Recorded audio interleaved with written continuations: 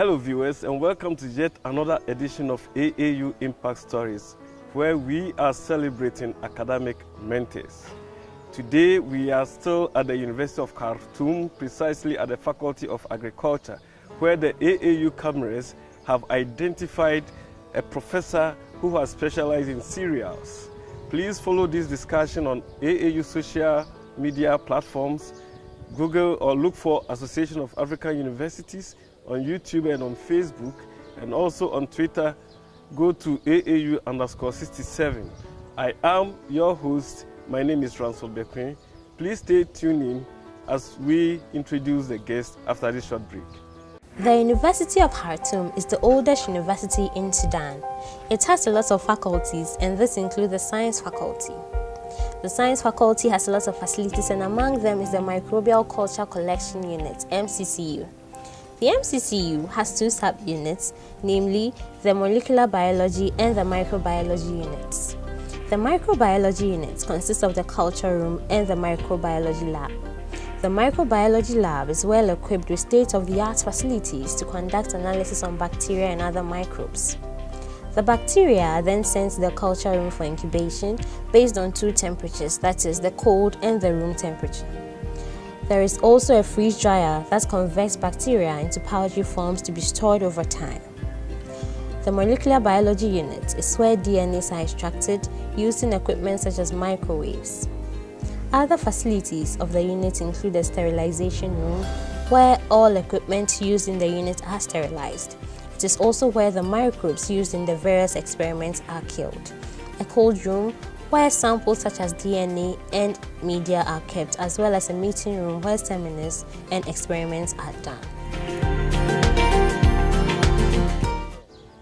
Welcome back, viewers, to AAU Impact Stories, where AAU is celebrating academic mentors all over Africa. Before the break, I had informed you about an academic icon that has been identified at the Faculty of Agriculture, University of Khartoum. And it is my pleasure to introduce Professor Abdelmoneim Ibrahim Mustafa, who is a professor of food science and technology who has specialized in cereals. Professor, welcome to AAU Impact Stories. Welcome. Salam alaikum. Alaikum salam. Okay. Prof, you look very good and strong. Thank you. What is the secret? The secret is well-nourished food. Food? It's a sorghum that is. Okay. It's a sorghum. Depend on. Yes. Okay. Professor, you were born way back before the independence of the Sudan. So can you tell us about life before independence in the Sudan? Well, as you see, I'm an old man. Yes. I lived during the colonization by the British and Egyptians, and I was in Western Sudan, in the town called Nuhud. It's in Kordofan province. Kordofan province. Okay, yes. Western Kordofan. Yes. Okay. I was born there and had my education, elementary school. I entered elementary school in 1949, and then the intermediate school in 1951, 53, and after that I went to the secondary school in Al Fashir in Western Sudan. Okay. In 1953, and then finished in 1957. Okay. Going from Nahud to Al Fashir, that was a long story. It should be. That at that time there were no roads, it was only sand dunes over there. I spent 7 days to reach the school. No, please repeat. You spent 7 days? 7 days to reach the school. To reach the school? Yes. Because there were no roads? No roads. But you were determined to go to school? Riding on a lorry, at the top of a lorry. Yes, my goodness. And it was the rainy season. Wow. Yes. I had 3 lorries to reach at the school. The first one broke on the way, then I took another one, broke on the way, and the third one took me to the school. Took you to the school. So you spent 7 days? Yes, 7 days. Wow. In the mud and in the sand dunes, and lorries stuck and broken and so on. and it was my first time to leave my mother and father. Oh my goodness. It was a very difficult journey. Moment for you. Yes. I guess you were homesick when you got to, I was sick before going. You were even sick before leaving. Okay. Then I reached. The school was not ready to accept us because it was not finished. Oh. We have only 8 rooms and a dining room. And a dining room. Yes. But then why did you... 8 rooms were for studying, and then the classes, and then the dining room. We live in the dining room, we sleep in it, eat in it, and then go to sleep. Wow, that is fantastic. They did that because all the West, there was no, and therefore there was no secondary school. Okay, so in the Western Kordofan there was no secondary school. So you needed to move. We have to move there. And then you moved to a place where they were not even prepared to take you. Because the facilities were not ready. It was not ready. But you were determined. We were determined. Okay, yes. so how long did you stay in the secondary school? Said 4 years. 4 years. 4 years. At first it was rough for us to stay there, but after the second year, the school was completed. Okay. And we had a good time over there. You had a good time? Yes. Were you a student leader? Well, I'm not a leader, but... Then, when you were in school? At the school, yes. I was an athlete. You were an athlete? Yes. What event? Running. Running, track. Yes. Track event. 400 meters. 400 meters? Yes. Yeah, of course. Yes. I think after this, you have to race me. I also did some athletics. No, it's too late. I It's too late. You now. I can hardly walk now. Oh, it's okay. Okay, that's nice to know. Right. So did you ever win any, certificates in your sporting events during your time? At the secondary school level? And the secondary school? Yes. Sporting? Yes. And the examinations, no, this. Well, we were not doing sporting, we were studying very hard. Okay. Very hard, because it's the school, we were the first group. The pioneers? Yes, we were the pioneers. Okay. And we don't know the standard. Okay, we have to study very hard. Okay. To compete with other schools. Yes. Yes. So that we did a good job and entered the university. Okay. With very good grades and that. So all the pioneers, how many were you? The pioneers we were 72 students. You were 72? Yes. And all of you passed? No, not all of us. Majority of you not passed? Not all of us, but majority passed. Okay. And but students, the second group, they all passed except one. Except one. And they had the prize of the best school in Sudan. In the whole of Sudan? Whole Sudan. Wow. That's your second school? Group. Second yes. group? Yes. Okay. But we were the first. Okay. So when you went to secondary school, what was your career ambition?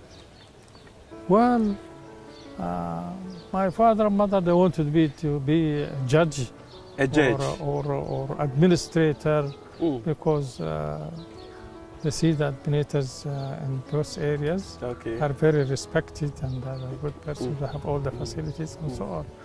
But I was not on that line. I was in the line of science. You were in the line of science? In the line of science. So your parents didn't know of your ambition. They wanted you to do what they want to see in you.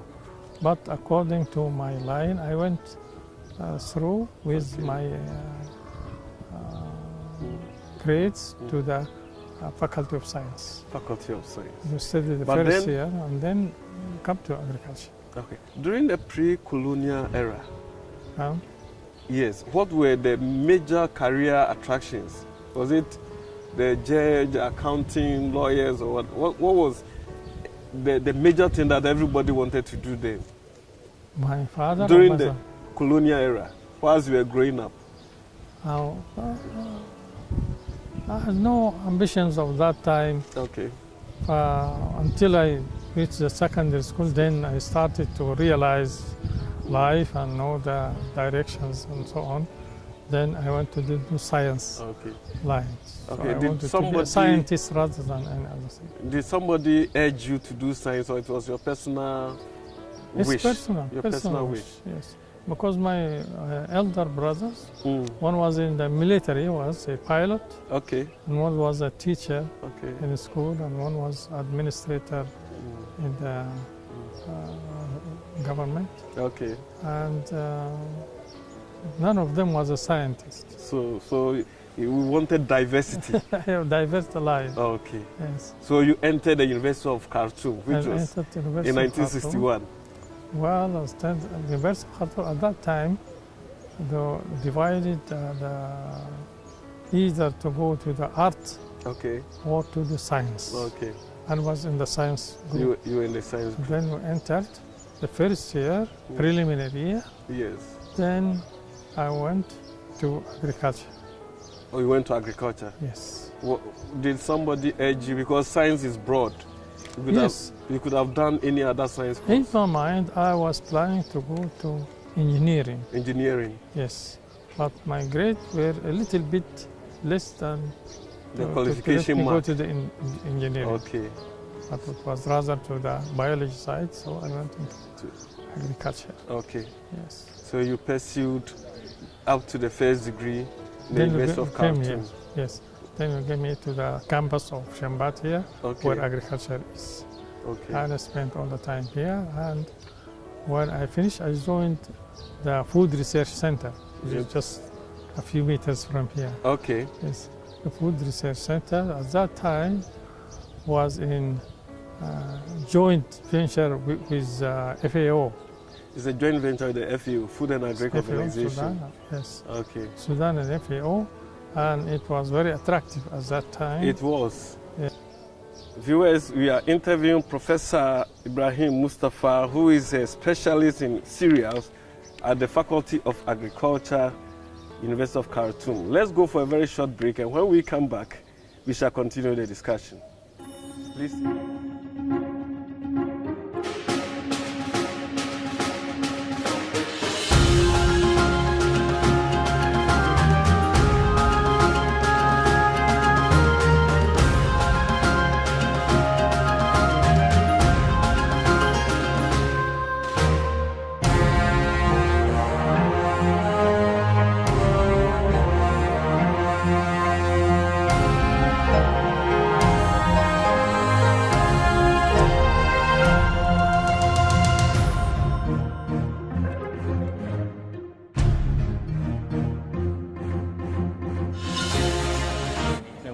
طبعا عشان نقدر نشوف انه كيف ونقدر نستفيد من التجارب بتاعت الناس الثانيين في انه نشوف انه كيف دايرين نعلم الناس architecture يعني to keep looking around لاي حاجه ممكن تكون فيها ideas يعني نقدر انه نكون creative و think out of the box من الافكار already موجوده عندنا. ده ما من ناحيه بس artistic ولا من ناحيه شكليه، لكن من ناحيه بتاعت السبستنس بتاعت الاركتكشر نفسها، وانه كيف احنا ممكن تكونتريبيوت للاركتكشر ات يعني اذا كان بيلدينج ديزاين اور اذروايز. بالنسبه لدور المعماري في الحياه من غير معماري، انا ما بعتقد انه كان في حتكون حياه، ما كان حتكون في ايكونز جميله في كل البلدان، سواء كانت دبي سواء كانت نيويورك الى غير ذلك من البلدان اللي فيها ايكونز معماريه كبيره. كنا مصبحين في تسليم، كان الموضوع صعب شديد ومرهق، يعني تصبيح في تصبيح في تصبيح، في النهاية بيكون في نتيجة مثمرة، يعني تصبيح لكن هي بتجيب نتائج حلوة. تنبسط، أهم شيء استمتاع أي في أغلب الأوقات، في أغلب الأوقات. يوم تكمل المشكلة، يعني هي حاجة مهما اشتغلت فيها ما خلصت لها. يعني ممكن تقول إنه خلاص أشتغل وأخلص وخلاص، يعني أخلصها وأخذتها وأعمل بعد ذاك حاجاتي، تيجي إنه هي ما حتخلص. معمار، لما انت سألني معمار بالنسبة لي شنو؟ زي ما قلت قبل كده انه دي اكبر حاجة حتعطيني حياتي الكبيرة والمهمة حتعطيني في حياتي، لانه في معمار لقيت طريقة انه انا اعبر عن الرواية، لقيت طريقة انه انا اوصل مفاهيمي والحياة اللي ترسخت جواي بمجهود، سواء كان بتاع الشغل سواء كان بتاع موديل ميكينج سواء كان بأي طريقة، انه انا اقدر اظهر الحاجة دي. انه بالنسبة لي انا بعتقد انه المعمار اسلوب حياة.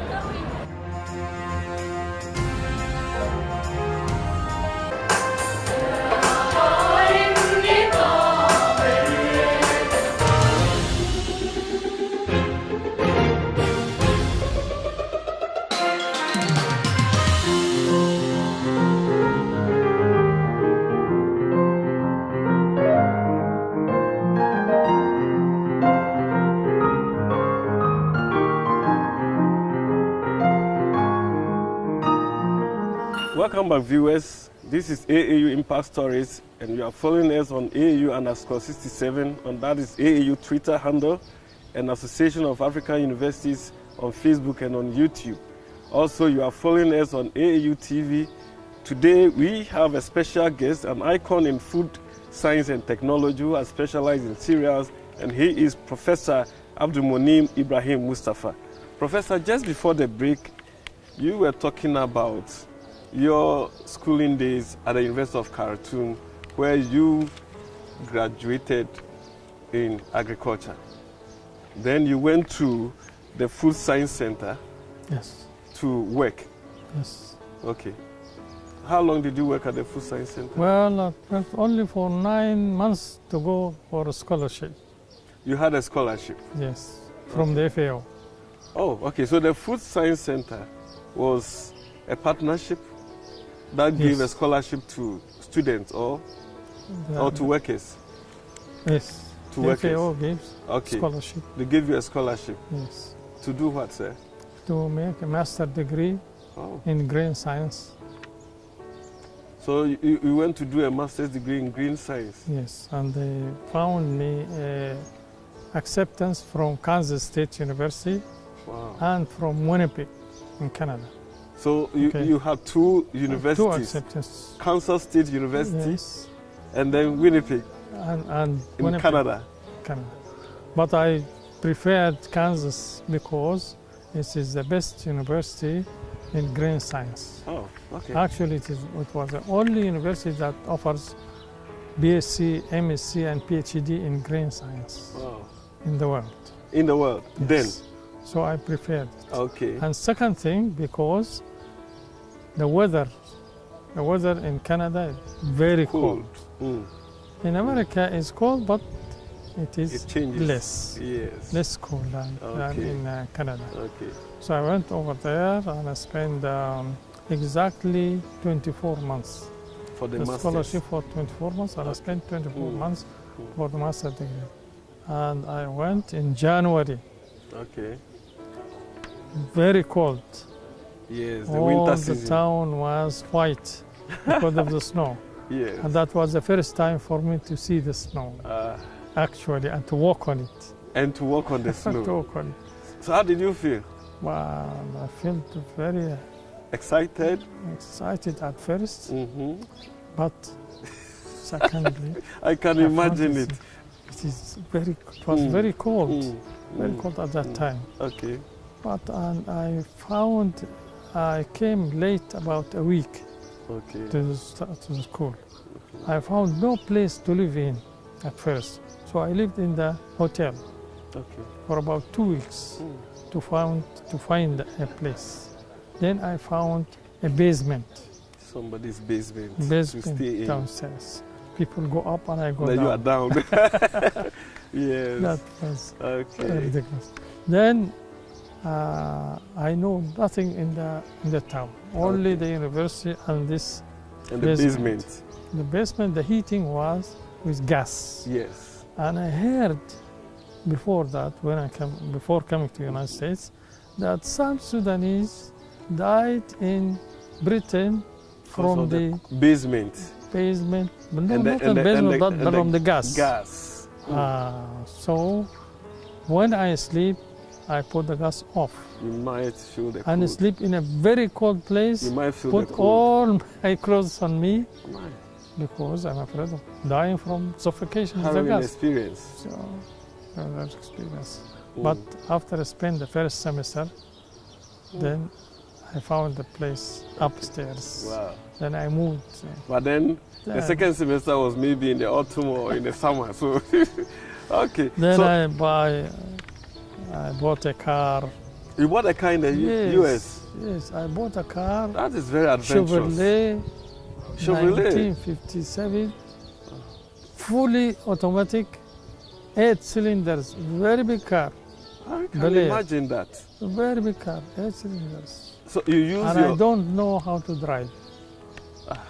Then I asked one of my friends to drive this car and leave it outside. Okay. And anytime he has some time to come. Yes. He took me around, and then I took 1 week to learn. Then I went first the written exam, then after that the practical exam I passed, and I start to move. Okay. So I know. So when you finished the 2-year program, When finished the 2-year master's program, did you come 1969. back? Yes. Did you come back to Sudan? Yes. And then you continued to work I continued to work in the food in the food science. science center. Yes, in food Okay. science. And then Technology. what else? How long did you work there? Did I- you have plans of continuing your career? Yes, your it was in my mind Okay. to go back to the same university Okay. to have a PhD. Oh, right. And I have to come back to that. Okay. But I have been given over that to work, but I rejected. I rejected over there because I wanted to come back Okay. to work in Yeah. my country rather than to work over there. And I work for 1 or 2 years and make it just a training period. I said, no, I am obliged to go to my country. Okay. Yeah. So you went. And I went and came back exactly in the 24 months. Came back in 69. And I worked for 4 years and a half. Okay. And then I went back. To the same the same university, university. Kansas State, Yes, to do your PhD. PhD Were you sponsored this time too? from the university. You were sponsored by the university? Yes, Okay. Kansas State University. Oh, Yes. the university they Yes, I sponsored got you. a scholarship, yes. It means that Alhamdulillah. when you went there for your masters, you did marvelously well. You left I a did good very mark. good. Alhamdulillah, I did very well. Thank God for They that. accepted me. Yes. I was in Holland for research work Okay. from FA also for the composite flour. For the composite flour. Composite flour because of the problem of the wheat Yes. here in Sudan. Okay. That it was only grown in the northern province Okay. and production was not enough to cover the consumption, but the deficit, so we have to mix sorghum with wheat Okay. to cover the deficit. So I made my PhD in that, You made your PhD in composite in flour. composite flour. Okay. Yes. Because the sorghum and It's the wheat. available here. in Yes. Sudan. So Yes. wow, And I that's did the work of a PhD, food yes. scientist. And I was the first one who started this work in Sudan. Here before I went, So you were a pioneer. I pioneered in You this pioneered field. that. Yes, yes, Wow. yes. And still the food research center is Okay. working on that field. Mm. And I'm also working here in the university in the same field Oh. and also with supplementation and fortification Okay. of the cereal products Okay. to make them more So nutritious. when you undertook this research, were you doing it in collaboration with others? I mean, maybe I know the university might have sponsored you. Did you have collaborators from outside the university into this particular research that No, you the pioneered? only working collaboration was in Holland. Was in I Holland. have given 2.5 months Okay. to do research in the field of composite flour. Okay. And I spent these 2.5 months over there. Okay. But most of my work is here. But I go to outside for conferences for the cereal processing. Okay. Had good time, met many of the researchers in the field. I know most of them until now, have correspondence with them, and we meet in the conferences. Okay. So when you got the final product at the end of the research, how did you disseminate it? Did you publish, or Yes. you published? I did published papers. You published the papers. Yes, and make sometimes an exhibition. Okay. Yes, So were you giving the intellectual property rights to right. the product? Yes. Then something should be named after you. Okay. I didn't give anything by my name. You didn't do anything by your I name. don't want You to. are a No, patriot. no. You're a patriot. Viewers, we are talking to Professor Mustafa, who is a food scientist at the University of Khartoum Faculty of Agriculture. Please stay tuned in. Let's go for a short break, and when we come back, we'll talk more about the works of Professor Mustafa. Welcome to the University of Khartoum, which was set up in 1902 in Khartoum, Sudan. The university has a lot of antique buildings, and among them is the University of Khartoum Library, which is one of the oldest buildings of the university. It was set up in the early 20th century. The library has benefited from some donations, and these include the Turkish and the Japanese corners. The Turkish corner was refurbished by the Turkish Cooperation Agency, and the Japanese corner was also refurbished by the Japanese International Cooperation Agency. The main entrance of the library has two big halls, the Western Hall and the Eastern Hall. These great halls house historic collections of the university. The university library facilities include an antique conference room that is a popular destination for numerous conferences and public lectures. The library is also a repository of ancient manuscripts, photos, newspapers, and very old maps of regions, countries, and Africa. A majority of the manuscripts are in Arabic. Among the artifacts in the library are a 900-year-old Holy Quran, a 20 volumes description of Egypt by Napoleon Bonaparte and a group of French scholars. There is the Sudan Almanac, which is over 100 years old, as well as a Holy Quran, which was donated by the President of the Sudanese Senate in the 1950s. University of Khartoum Library is a must-visit to the first-time visitor, as well as researchers and other academics who visit Sudan. Welcome back, viewers. Before the break, we were talking about the publication of Prof. Mustafa, who is a food scientist who has specialized in cereals, and he pioneered the mixture of sorghum and grains, because then there were shortages of sorghum. Yes. That was it. And now, through your works, now there is food in abundance, contributing to food security or grain security in the Sudan. Yes. Congratulations. The security depends on sorghum in Sudan. Okay. Yes, because we have a long zone from Gaddarf in eastern Sudan to the end of western Sudan. All this zone is suitable for growing sorghum and millet. And sorghum and millet. And this is the main food of the Sudanese people. Oh. Yes. Congratulations. But recently, due to the international aids that sent to the Sudan wheat flour, then wheat grains and so on, and then people started to shift gradually to wheat. Yes. And this is causing a problem because our weather is not suitable for the wheat. Wheat is more cold weather. Okay. So we have to grow wheat in certain places. But sorghum you can grow it anywhere in Sudan. In Sudan we have surplus. So, Professor, how long have you been working here at the Faculty of Agriculture? For the last 21 years. 22 years. 21 years. You've been here. Yes. It means that you might have trained a lot of people. Well, yes. Roughly about how many? How many people have you mentored as a professor here? About 80 graduates. 80? Under my supervision. Under your They supervision? graduated. And where are they? They graduated. Many of them, some of them are professors now. Some of them are working in Sudan, some of them are working outside the Sudan. And I'm glad that I see all of them very successful in their work and helping in development of the Sudan and in the field of cereals. And I hope them all the good luck and wish them every success. And you are still mentoring them, others? I'm glad to see them. Yes. Okay. So how many publications do you have to your credit? I have about over 60 or 65.